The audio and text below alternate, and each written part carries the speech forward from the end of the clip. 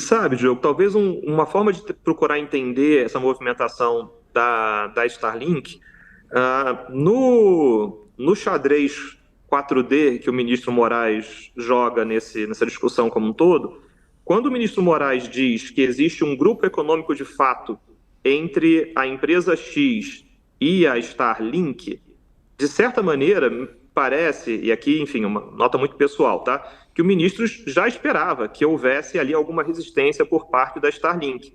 E na medida em que a Starlink vem a público dizer que não vai bloquear o X descumprindo uma ordem judicial, a Starlink acaba fortalecendo o argumento que o ministro Moraes tinha desenhado na sua decisão, de que ele poderia sim bloquear os bens da Starlink porque estava falando de um grupo econômico de fato, em que a decisão do Elon Musk valia tanto para a empresa X como para a empresa Starlink.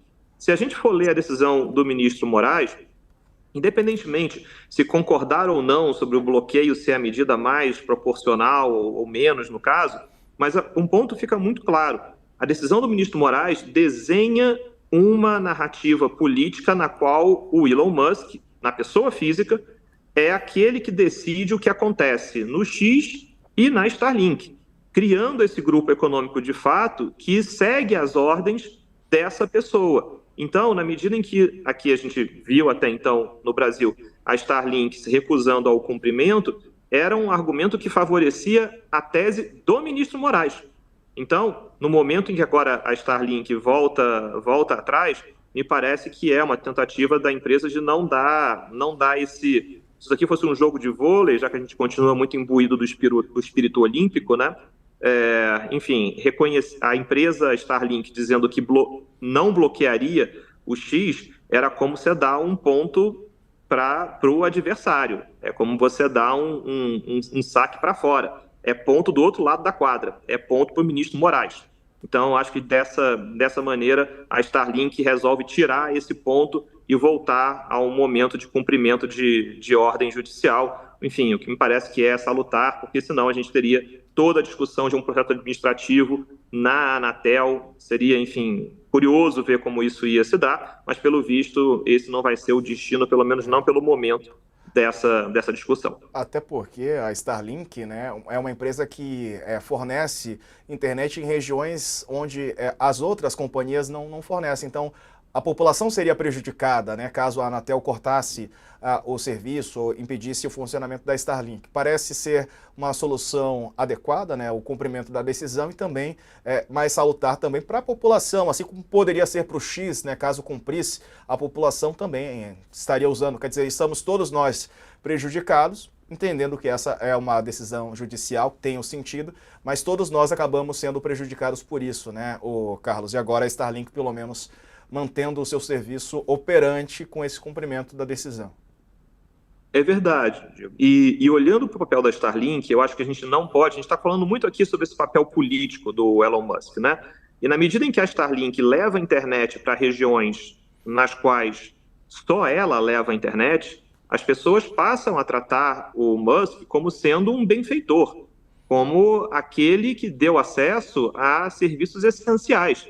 Talvez a pessoa não saiba o nome do prefeito do seu município, mas sabe o nome do Elon Musk, porque foi ele que levou a internet. E isso dá um capital político gigantesco para o Musk. E esse capital político pode ser desempenhado no Brasil ou em qualquer outro país do sul global, no qual uma comunidade grande entenda que ela só tem acesso à internet por causa do Musk. E, enfim, e não tenha dúvida que o papel público que a Starlink faz é muitíssimo mais relevante do que o papel que o X faz. Até porque, em termos de rede social, existem alternativas ao X e os brasileiros todos estão descobrindo isso nos últimos 2 dias, em que o público twitteiro está disperso aí, ou no Blue Sky, ou na Threads da Meta. Então, rede social, você tem para onde correr e se reagrupar e continuar ali, é claro que com prejuízos, enfim, com diferentes números de seguidores, diferentes ferramentas, mas outras redes sociais existem. O caso da Starlink é um caso mais importante. Muitas pessoas só têm a Starlink para ter acesso à rede. Então, não tendo nesse momento uma discussão sobre um eventual funcionamento da Starlink que pudesse levar, num caso mais gravoso, ao seu bloqueio, me parece que é um movimento positivo nessa discussão. Mas, de novo, sai de cena a discussão sobre eventual, futura, possível situação de cassação da Starlink ou bloqueio da Starlink e voltamos para a discussão sobre o que acontece no X, a discussão sobre aqueles que estão acessando o X via VPN, manifestações do 7 de setembro. Então, acho que esse acaba sendo o foco desse olhar para os próximos dias. Mas, enfim, fico feliz com essa notícia em tempo real. Acho que é um bom desenvolvimento para esse caso.